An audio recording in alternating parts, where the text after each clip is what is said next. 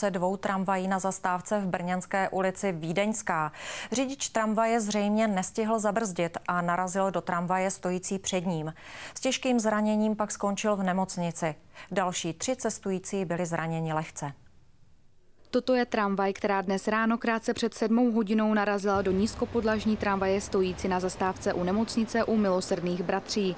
Náraz zdemoloval kabinu řidiče, který je pravděpodobným viníkem nehody. 33letého muže jsme se středně těžkými zraněními hrudníku, dolních končetin a hlavy transportovali na urgentní příjem fakultní nemocnice v Brně Bohunicích. 3 zranění cestující si zranění tragické jízdy odnesli jen drobné pohmožděniny a oděrky. Přijel jsem do zastávky, nabíral jsem lidí a pozbavil jsem tramvaj, že budu odjíždět a prostě neubrzdil a zastavil se po mně.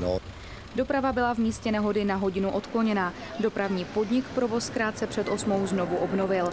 Škoda se prozatím odhaduje na bezmála půl milionu korun. Příčinu nehody policie i nadále šetří. Kromě toho, že za nehodu může zřejmě selhání řidiče, je stále ve hře i technická závada. Michaela Vašinová, Česká televize.